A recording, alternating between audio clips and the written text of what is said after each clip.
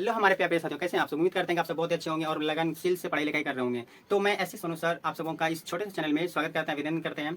तो आज एक ऐसी वीडियो लेकर आए हैं हिंदी का वेरी वेरी मोस्ट इंपॉर्टेंट, जो कि आगामी 2026 में क्वेश्चन आने वाले हैं। इन प्रश्नों को अच्छी तरह से पढ़कर और एग्जाम में अपनी प्रश्न को अच्छी तरह से हल कर पाएंगे। तो चलते हैं अपनी वीडियो की ओर, ध्यान से देखते रहिएगा और फुल वॉच करिएगा। चलिए, प्रश्न नंबर 1 कह रहा है कि जिससे नहीं जीता जा सके वाक्य खंड के लिए एक शब्द है। क्या है? जिससे नहीं जीता जा सके उसे क्या कहते हैं? जिससे नहीं जीता जा सके उसे क्या कहते हैं? आलोच्य कहते हैं, या अजय कहते हैं, अभेद कहते हैं, या आखद्य कहते हैं? क्या कहते हैं? तो इसे कहते हैं अजय। क्या कहते हैं? Ajay. Option number B, Ajay. ठीक है, चलिए अगला। द शहर अभी संभावना है। शहर अभी संभावना है किसकी रचना है? शहर अभी संभावना है किसकी रचना है? तो इन लेखकों में से एक लेखक है जिसका नाम है क्या? अशोक वाजपेयी। क्या है? अशोक वाजपेयी। अशोक वाजपेयी ने लिखा था क्या? कि शहर अभी संभावना है। चलिए अगला प्रश्न कह रहा है कि कायर शब्द का विलोम है। कायर शब्द का विलोम क्या होता है? कायर शब्द का विलोम क्या होता है? तो कायर शब्द का विलोम ऑप्शन ए क्या होता है? निडर होता है। क्या होता है? निडर। चलिए अगला प्रश्न कहता है ज्योति शब्द का विलोम है। ज्योति शब्द का विलोम होता है। क्या होता है? ज्योति शब्द का विलोम क्या होता है? तो तम होता है। क्या होता है? तम। ऑप्शन नंबर डी सही है। चलिए अगला प्रश्न, सरस्वती का पर्यायवाची शब्द क्या होता है? सरस्वती का पर्यायवाची शब्द क्या होता है? वागीश होता है, अमुंद होता है, गिरीश होता है, गिरीश होता है, या मरीचि होता है? इनमें से आपका पहला ऑप्शन है क्या? ए। क्या होता है? वागीशा कहा जाता है। क्या कहता है? वागीशा कहा जाता है। और अगला प्रश्न, घर का पर्यायवाची शब्द क्या है? घर का पर्यायवाची शब्द क्या है? घर का पर्यायवाची शब्द इन चार ऑप्शन में से आपका सही ऑप्शन क्या होगा? चीर होगा, चीर, गे, वाजी, या विटप। क्या होता है? तो आपका सही आंसर क्या हो जाएगा? Option B. क्या होता है? गे होता है। क्या? गे। चलिए अगला प्रश्न, पर्याप्त शब्द में कौन सा उपसर्ग है? पर्याप्त शब्द में उपसर्ग कौन सा लगा है पर्याप्त शब्द में? तो आपका सही आंसर क्या हो जाएगा? ऑप्शन ए। कौन सा उपसर्ग लगा है? परि। क्या लगा है? परि। तभी परि उपसर्ग लगकर क्या बना है? पर्याप्त बना है। चलिए अगला है, आघात शब्द में कौन सा उपसर्ग है? आघात शब्द में उपसर्ग बताना है। आघात में कौन सा उपसर्ग लगा है? ऑप्शन ए अ, या आ, या जन्म, या अब। इनमें से कौन सा लगा है? तो आ लगा है। क्या लगा है? आ लगा है। उपसर्ग शब्द में कौन सा, सॉरी, आघात शब्द में कौन सा उपसर्ग लगा है? तो आ लगा है। चलिए अब है कि लुटिया शब्द में कौन सा प्रत्यय है? क्या है? प्रत्यय। अब प्रत्यय बताना है। क्या है? लुटिया शब्द में कौन सा प्रत्यय लगा है?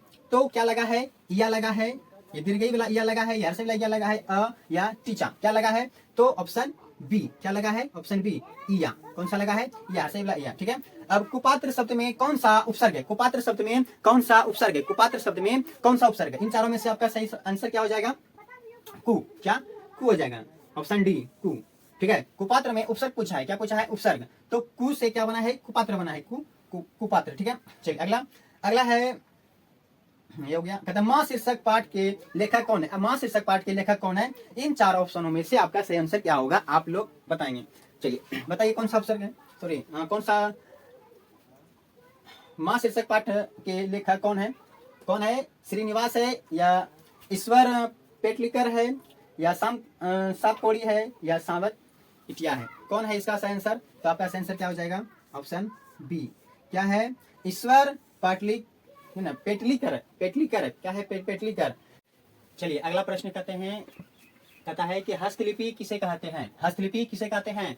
हाथ की मेहंदी को, या हाथ से बने मूर्ति को, या हाथ से बने व्यंजन को, या फिर डी नंबर है हाथ की लिखावट को। तो हस्तलिपि किसे कहते हैं? इन चार ऑप्शन में से आपका सही आंसर क्या होगा? आप लोग बताएं। सही आंसर होगा क्या? ऑप्शन डी, जो कि उधर ऑप्शन नहीं आता तो हम नीचे लिख दिए। Option D. क्या है? हाथ की लिखावट को क्या कहते हैं? हस्तलिपि कहते हैं। क्या कहते हैं? हस्तलिपि कहते हैं। हाथ की लिखावट को हस्तलिपि कहते हैं। ऑप्शन ए, ऑप्शन डी सही है। चलिए अगला प्रश्न कहता है कि तरह किन वर्णों के मेल से बने होते हैं? तरह किन वर्णों के मेल से बने होते हैं? ठीक है। तो आपका ऑप्शन ए, या बी, या सी, या डी। कौन से वर्णों से मिलकर बने होते हैं? Option D. ऑप्शन डी, त और र, यानी कि त हलन प्लस र से क्या होती है? तरह होती है। क्या होती है? त हलन प्लस र से क्या बनता है? तरह बनता है। क्या बनता है?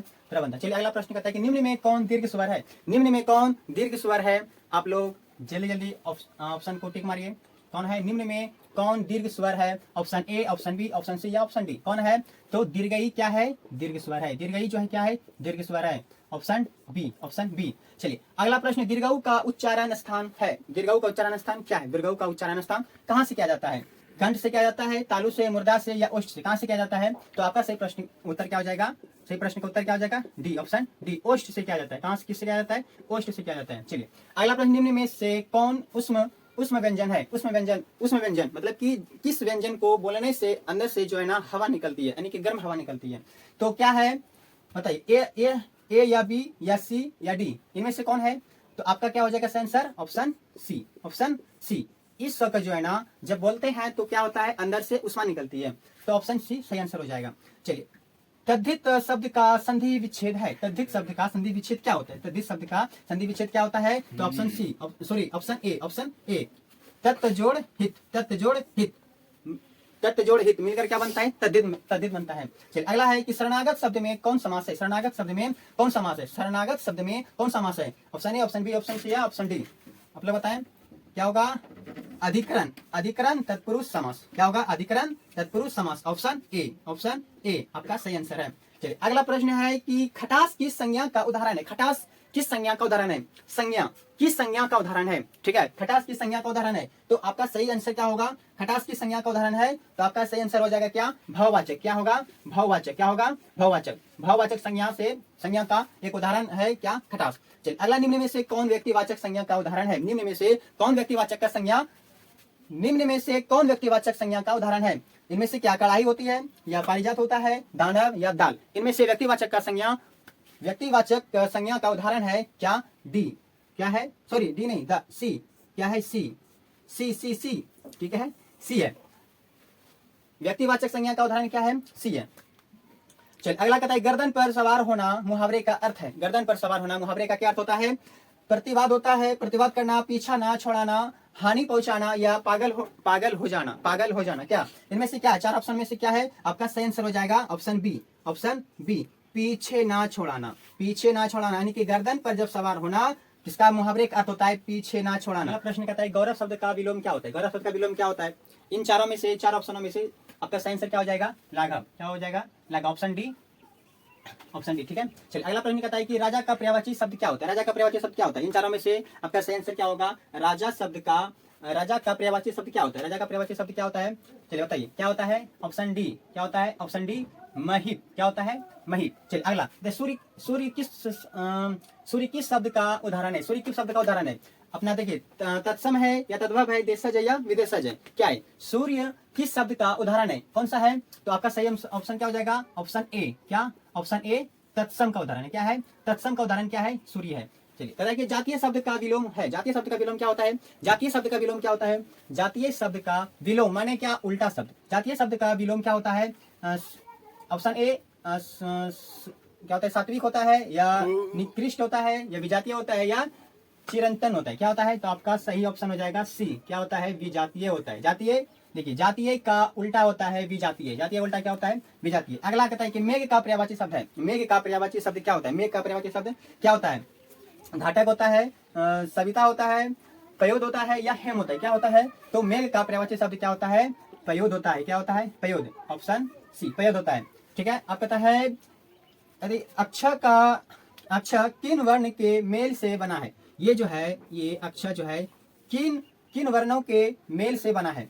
यहाँ पर ऑप्शन ए क्या कह रहा है कि क अजोड़ मुदन श और क प्लस श और क प्लस तालब श क प्लस सॉरी छ प्लस अ, इनमें से कौन सा ऑप्शन आपका सही है? तो क हलन प्लस च, ये क्या है? ऑप्शन ए, ये वाला ऑप्शन सही है। यानी कि इनके योग से क्या बनता है? ये अक्षर बनता है। चलिए अगला प्रश्न, निम्न में कौन मूल स्वर है? निम्न में कौन मूल स्वर है?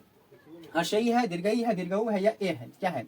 इनमें से आपका मूल स्वर क्या हो जाएगा? ए, ऑप्शन ए सही है, हर्षई। ठीक है। अरे पुरोहित शब्द का संधि विच्छेद क्या होता है? पुरोहित शब्द का संधि विच्छेद क्या होता है? पुर जोड़ हित, ऑप्शन बी, पुरह जोड़ हित, ऑप्शन सी, पुरोहित और पुरह जोड़ हित। इनमें से आपका सही आंसर क्या हो जाएगा? इनमें से आपका सही आंसर हो जाएगा ऑप्शन बी। क्या हो जाएगा? ऑप्शन बी, पुरह जोड़ हित, पुरह जोड़ हित, पुरह जोड़ हित। चलिए अगला है कि सिर पर भूत सवार होना मुहावरे का अर्थ होता है। सिर पर सवार होना मुहावरे का अर्थ क्या होता है? चलिए बताइए, धुन सवार होना या सिर में दर्द होना या पागल होना या भूत के साथ रहना? क्या होता है? इनमें से आपका सही आंसर क्या हो जाएगा? धुन सवार होना। क्या हो जाएगा? धुन सवार होना, ऑप्शन ए सही है, धुन सवार होना। ठीक है। अगला प्रश्न है कि पुत्र शोक शब्द का समास विग्रह क्या होगा। पुत्र शोक शब्द का समास विग्रह क्या होगा। पुत्र और शोक होगा, या पुत्र से शोक होगा, या पुत्र के लिए शोक होगा, या पुत्र को शोक होगा। इनमें से आपका आंसर क्या हो जाएगा, पुत्र के लिए शोक। क्या हो जाएगा, पुत्र के लिए शोक, ऑप्शन सी, पुत्र के लिए शोक। चलिए तो चलिए दोस्तों, यहाँ से हमारी वीडियो समाप्त होती है। तो आप सबको कैसा लगा वीडियो, अगर ये अच्छा लगा हो तो अपने दोस्तों के साथ शेयर कीजिए, लाइक कीजिए, सब्सक्राइब कीजिए, कमेंट के जरिए हमें जरूर बताइएगा कि यह वीडियो आप सबको कितना अच्छा लगा। अगर आप इस प्रश्न को अच्छी तरह से पढ़ेंगे, याद करेंगे, तो पक्का है कि आगामी 2026 में आने वाले प्रश्न यहाँ से लड़ सकता है। तो ज़्यादा से ज़्यादा भारी मात्रा में आप लोग प्रश्न को याद करेंगे और लाइक शेयर सब्सक्राइब जरूर करिएगा, ताकि हमें भी कुछ मोटिवेशन मिल सके, तो इससे भी अच्छी अच्छी वीडियो को हम बना सकें। तो चलते हैं अब नेक्स्ट वीडियो की ओर। Bye bye.